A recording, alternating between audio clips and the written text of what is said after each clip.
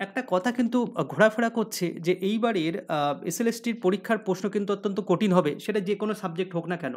এবং আ কী ধরনের standard question আসবে এবং কতটা কঠিন ধরনের প্রশ্ন আসতে পারে সেটাই কিন্তু আমরা আলোচনা করব।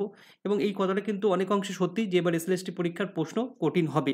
এর পিছনে কি যুক্তি আছে সেটা আমি সেপারেট ভিডিওতে করব। বাট আজকের ভিডিওতে আমরা যে বিষয় নিয়ে আলোচনা করব যে এসএলএসটি পরীক্ষার বিশেষ করে লাইফ সায়েন্স পরীক্ষার প্রশ্ন কী ধরনের কঠিন হতে পারে বা কী ধরনের স্ট্যান্ডার্ড হতে পারে। ঠিক আছে? সেই বিষয় নিয়ে বা ওভারঅল যে কোশ্চেনের লেভেল কেমন হতে পারে। দেখো এই জিনিসটা বোঝানোর জন্য আমরা আমাদের কোর্সের মক টেস্ট ১৭ নম্বর মক টেস্ট আমরা ওপেন করেছি, যার টপিক হলো পেলিও বোটানি। ওকে? এবং সেই মক টেস্টের সাথে সাথে আমরা সেই পেলিও বোটানির নোটসটা ওপেন করেছি, যাতে আমরা বোঝাতে পারি যে কী ধরনের ঠিক বিষয়টি হতে চলেছে। দেখো এই যে মক টেস্টটি আমরা পেলিও বোটানির ক্ষেত্রে দিয়েছি, পরীক্ষায় কী ধরনের প্রশ্ন আসবে সেটা কিন্তু 100% বলে দেওয়াটা কারোর পক্ষে পসিবল নয়। আমরা অন্তর্যামী নই। বাট আমরা দীর্ঘদিনের শিক্ষকতা থেকে এটুকু অনুমান করতে পারি যে ঠিক কী ধরনের প্রশ্ন আসতে পারে। তো সেই বিষয়টাই কিন্তু তোমাদের সামনে আজকে আমরা রাখবো। তোমরা যারা প্রিপারেশন নিচ্ছ, সেলফ স্টাডি করছো বা যেকোনো কোচিং সেন্টারে পড়ছো বা যেখানেই পড়ে থাকো না কেন, তোমাদের প্রিপারেশন লেভেলটা কোন ধরনের প্রশ্ন ফেস করার জন্য রাখবে সেইটা কিন্তু আ আ বুঝে নাও। ঠিক আছে? যেমন দেখো এখানে আমরা একটা প্রশ্ন রেখেছি পেলিও বোটানির একেবারে ১ম যে ১৭ নম্বর সেটের ১ম প্রশ্নটা রেখেছি। এটা প্রিমিয়াম কনটেন্ট আমি পুরো দেখাতে পারব না। কয়েকটা প্রশ্নই আমি দেখাচ্ছি। দেখো, কোল বল একটি গুরুত্বপূর্ণ আ পারমিনারাইজ ফসিল, যার বিশ্লেষণের মাধ্যমে জানা যায়। এই কোল বলের মাধ্যমে আমরা কী জানতে পারি সেটা জানতে চেয়েছে।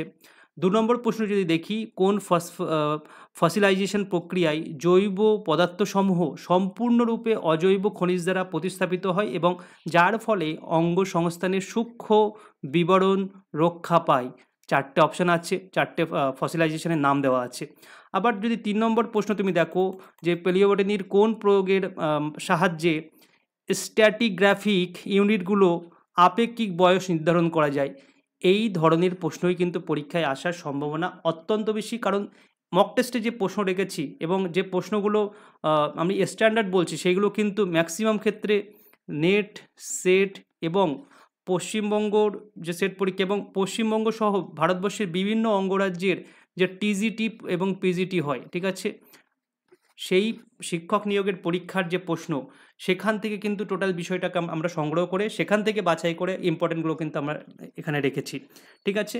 তো এই ধরনের প্রশ্ন ফেস কিন্তু তোমরা করবে এবং এই ধরনের প্রশ্ন ফেস করবে এটাই কিন্তু তোমাকে মেন্টালিটি রাখতে হবে এবং তার জন্য কিন্তু তোমাদেরকে প্রস্তুতি নিতে হবে। আমি একটা টপিক দেখালাম। এরকম আমাদের টপিক বা ইউনিট কিন্তু আছে ৩২ টি। তো ৩২ টির ক্ষেত্রেই কিন্তু আমাদের ঠিক এই ধরনের প্রশ্ন ফেস করব, সেই উদ্দেশ্যে কিন্তু আমাদেরকে পড়তে হবে এবং তার জন্য তোমাদেরকে কিন্তু একটা স্মার্ট নোটস ক্রিয়েট করতে হবে, যেটা আমরা বারবার বলছি স্মার্ট নোটস। ঠিক আছে? এই কথাটা কিন্তু আমরা বারবার বলছি। যেখানে সেই টপিক সম্পর্কে ডিটেলস আলোচনা থাকবে, বিস্তারিত আলোচনা থাকবে। সেই টপিকের উপরে যা যা প্রশ্ন প্রিভিয়াস ইয়ারের কোশ্চেন এসছে সেগুলো থাকবে। দেখতে পাচ্ছ এখানে প্রত্যেকটা পেলিও বোটানির প্রত্যেকটা অংশ কিভাবে ফসিল তৈরি হচ্ছে, ফসিলের কি বা শ্রেণীবিভাগ কী হচ্ছে এবং কোন ফসিলাইজেশনের মাধ্যমে কী জানা যাচ্ছে, প্রত্যেকটা কিন্তু প্রশ্ন যেগুলো তোমরা দেখেছো সেখানে কিন্তু প্রত্যেকটা অংশ এখানে কিন্তু জানতে পারবে। যেমন দেখতে পাচ্ছ এখানে যে ফসিলের প্রকারভেদ এবং সেই প্রকারভেদ আমরা যখন করছি তো সেখানে সংজ্ঞাটা বলছি, তার বৈশিষ্ট্য বলছি, উদাহরণ বলছি। ঠিক আছে? এবং এইভাবে বলতে বলতে দেখো তারপরে তার উল্লেখযোগ্য উদাহরণ দিয়ে বিশেষ কিছু লক্ষণটাও কিন্তু আমরা দিয়ে দিচ্ছি। ইমপ্রেসিভ ফসিল, সেখানেও সংজ্ঞা, বৈশিষ্ট্য, উদাহরণ দিয়ে টোটাল বিষয়টা কিন্তু এখানে দেওয়া হচ্ছে। তো এইভাবে যখন তোমরা করবে তখন দেখবে প্রশ্ন যতই কঠিন হোক না কেন, যতই স্ট্যান্ডার্ড হোক না কেন, আমরা কিন্তু প্রত্যেকটা প্রশ্নের উত্তর করতে পারবো। আমি ফসিলের উপরে এখানে মক টেস্টের মোট কিন্তু আমাদের জানো তোমরা যে 60 মার্কস করে প্রত্যেকটা ইউনিট থেকে প্রশ্ন দেওয়া হচ্ছে। যে ৫০টা মক টেস্ট আমরা নেব বলেছি, সেখানে ৫০টা মক টেস্টের উপরেই কিন্তু 60 নম্বরের করে কোশ্চেন থাকবে। আর এই যে স্মার্ট নোটস তোমরা দেখছো, এখানে থিওরি থাকবে, তার উপরে স্পেশাল করে প্রিভিয়াস ইয়ারের কোশ্চেন থাকবে, এমসিকিউ থাকবে। মানে একটা হিউজ কোশ্চেনের সম্ভার, যদি ওভারঅল তুমি ফুল কোর্সের কথা বলো, সেখানে অ্যারাউন্ড 10K ১০,০০০ কিন্তু প্রশ্ন থাকছে এবং এই ধরনের নোটসের যে আছে, সেই নোটসগুলো টেবিল দিয়ে বুলেট পয়েন্ট দিয়ে কিন্তু তৈরি এবং আমাদের ওভারঅল যে বোটানি, জুলজি এবং ফিজিওলজির যে নোটস আছে, সেখানে মোটামুটি ১,০০০টা কিন্তু টেবিল আছে অনলি। ঠিক আছে? ওটা টেবিলের মাধ্যম দিয়েই কিন্তু আমরা টোটাল বিষয়টাকে বুঝিয়েছি ম্যাক্সিমাম নোটসের ক্ষেত্রে। দেখতে পাচ্ছ এই ধরনের টেবিলের কথা আমি বলছি বা এই ধরনের বুলেট পয়েন্টের কথা বলছি। তো প্রত্যেকটা অংশ কিন্তু আমরা এইভাবে তুলে ধরেছি, যাতে তোমরা প্রশ্ন যতই কঠিন হোক না কেন সেই প্রশ্নগুলো তোমরা সলভ করতে পারো। তো আমি যে প্রশ্নের কথা বলছিলাম যে কী ধরনের স্ট্যান্ডার্ড কোশ্চেন হতে পারে তার কয়েকটা নমুনা তোমরা এখানে দেখে নাও। আমি একটা চ্যাপ্টারে দেখাচ্ছি, যেহেতু আমি বললাম এটা মক টেস্টের কোশ্চেন, এখনও মক টেস্ট আমরা নিইনি, তো কোশ্চেনটা অ্যাডভান্স দেখিয়ে দেওয়াটা কিন্তু একটু সমস্যার আছে, তবুও আমি কিছু কোশ্চেন কিন্তু এখানে দেখাচ্ছি। দেখো, রাইনি চার্ট, যেটা ফসিল বিখ্যাত কোন বৈশিষ্ট্যের জন্য, এই যে চার্টটি আছে সেটা কোন বৈশিষ্ট্যের জন্য করা হয় সেটা কিন্তু জানতে চাওয়া হয়েছে। প্যালিওবায়োলজির কোন নির্দিষ্ট শাখা প্যালিনোলজি সেটা সেই বিষয় নিয়ে অধ্যয়ন করে, সেটা দেওয়া আছে প্রশ্ন। এইগুলো কিছু মিডিওকার প্রশ্ন এবং স্ট্যান্ডার্ড কোশ্চেন এবং কিছু টাফ কোশ্চেন কিন্তু থাকতে পারে। আবার পারমিনারাইজড এবং পার্টিফাইড যে ফসিল তাদের মধ্যে মৌলিক পার্থক্য কী, মানে আমরা যখন ফসিলের ডেফিনিশন করব, ফসিল কীভাবে তৈরি হচ্ছে তাতে কি জানা যাচ্ছে, সেইগুলোর বৈশিষ্ট্য পড়ব। তো বৈশিষ্ট্য পড়লাম এবং প্রশ্ন দেখো, দুটো ফসিলের উদাহরণ তুলে দেওয়া হয়েছে। এই দুটোর যে ফসিলের তাদের মধ্যে যে বেসিক যে ডিফারেন্স, সেই বেসিক ডিফারেন্সটা কিন্তু আমাকে এখানে জিজ্ঞাসা করছে। মানে বুঝতে পারছো আমাদের পড়ার লেভেলটাকে কোথায় নিয়ে যেতে হবে। এবং তোমরা যারা পড়বে, যেখানেই মক টেস্ট দাও না কেন, তাদের কাছে স্যাম্পেল চেয়ে নাও, স্যাম্পেল দেখে ভালো করে কিন্তু তোমরা প্রিপারেশন নাও, তারপরে কিন্তু মানে সেখানে অ্যাডমিশন নাও। দেখো, এই যে মক টেস্টের কথা বললাম, আমি প্রথম কোল বলের কথা বলেছিলাম। প্রশ্ন ছিল কোল বল একটি নির্দিষ্ট গুরুত্বপূর্ণ পারমিলারাইজ ফসিল যার বিশ্লেষণের মাধ্যমে কি জানা যায়। তো তার উত্তর হলো কি, পত্রবিন্যাস এবং পরিবাহী টিস্যুর সংগঠন জানা যায়। ঠিক আছে, উত্তরটা হবে অপশান বি। এবং তার যে ব্যাখ্যাটা কিন্তু এখানে দেওয়া হয়েছে, যে কোল বল কী এবং এতে কি কি বিশ্লেষণ করা যায় এবং এর মানে এর গবেষণার গুরুত্বটা ঠিক কেমন, সেটা কিন্তু এখানে দেওয়া আছে। যে প্রশ্নটা আমরা একটু আগে করছিলাম সেটা কোথায় ছিল আমি আরেকবার দেখে নিই। এখানে দেখো, নেক্সট আমি যে প্রশ্ন চলে আসবো, দেখতে পাচ্ছ এখানে নেক্সট প্রশ্ন এই যে, প্যালিওবায়োলজির কোন নির্দিষ্ট শাখা প্যালিনোলজি মূলত কী ধরনের অধ্যয়ন করে। এই যে একটা নির্দিষ্ট শাখার কথা বলা হচ্ছে প্যালিওবায়োলজির, তো সেটার কোন ধরনের বিষয় নিয়ে আলোচনা করে না, এটা হলো ফসিল সংক্রান্ত এবং বর্তমানকালের যে পোলেন আছে বা স্পোর্টস আছে, যেগুলো রেণু থাকে, সেইগুলো সম্পর্কে কিন্তু এরা অধ্যয়ন করে। ঠিক আছে, এবং এর ব্যবহারও কিন্তু বলা হয়েছে। এবং তারপরে দেখো, যেটা 2 নম্বর প্রশ্ন ছিল, যে কোন ফসিলাইজেশন প্রক্রিয়ায় জৈব পদার্থসমূহ সম্পূর্ণরূপে অজৈব খনিজ দ্বারা প্রতিস্থাপিত হয় এবং যার ফলে বিভিন্ন যে অঙ্গ সংস্থান তাদের সূক্ষ্ম যে মানে সূক্ষ্ম বিবরণ সেটা রক্ষা পায়। তার উত্তর কি হবে না, পার্টিফিকেশন যে প্রসেস আছে সেইটার মাধ্যমে কিন্তু হয়। এবং এই পার্টিফিকেশন কি সেটা ব্যাখ্যার মাধ্যমে বলে দেওয়া আছে, যে এটা হলো একটা নির্দিষ্ট প্রক্রিয়া বা একটা বিশেষ প্রক্রিয়া যেখানে জৈব পদার্থ ধাপে ধাপে কী হয়, খনিজ পদার্থ দ্বারা প্রতিস্থাপিত হয়। ঠিক আছে, এবং এর ফলে কী হয়, মাইক্রোস্কোপিক যে টিস্যু স্তর পর্যন্ত কিন্তু তার মানে সংরক্ষণ বা রক্ষণাবেক্ষণ কিন্তু পসিবল হয়েছে এবং এটি ফসিল উডে দেখা যায়।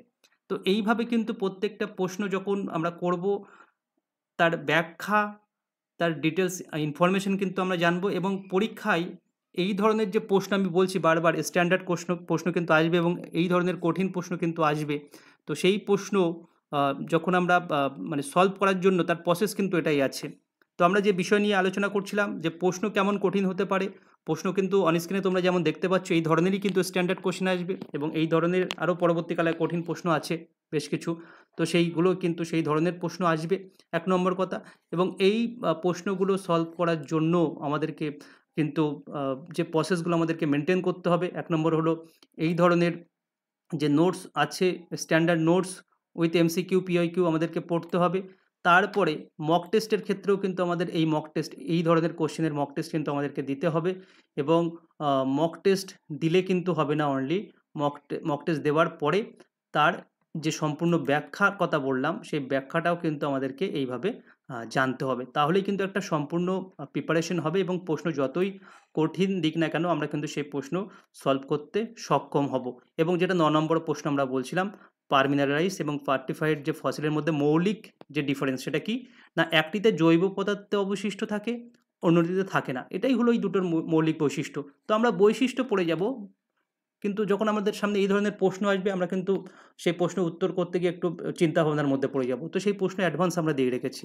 ঠিক আছে, যে একটা যে পারমিনারাইজ যে ফসিলের টিস্যু কিছুটা অক্ষত থাকে এবং যেটা পার্টিফাইড ফসিলের সম্পূর্ণ খনিজ পদার্থ দ্বারা কিন্তু রূপান্তর ঘটায়, সেখানে কিন্তু কোনো জৈব বস্তু থাকে না। এটাই হলো তার বেসিক ডিফারেন্স। ঠিক আছে, তো এইভাবেই কিন্তু এই ভিডিওর যে কথা, আমি ভিডিওটি দীর্ঘায়িত করতে চাইছি না। যে কথাটা কানাঘুষো শোনা যাচ্ছে প্রশ্ন কঠিন হবে সেটা কিন্তু 100% সঠিক কথা, ঠিক আছে? এবং কী জন্য আমি বলছি সেটা আমি বললাম, সেপারেটলি আমি ভিডিও করে দেবো, কেন বললাম?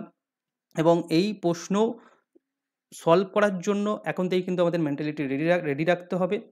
বেসিক লেভেলের কিন্তু প্রশ্ন করে কিন্তু কোনো লাভ হবে না, যে আমি যতই 20,000 কোয়েশ্চেন করি বা 25,000 কোয়েশ্চেন করি এবং সেখানে কোশ্চেনের মধ্যে যদি একদম বেসিক লেভেলের পাতি প্রশ্ন থাকে, সেই প্রশ্ন প্র্যাকটিস করার না করার সমান।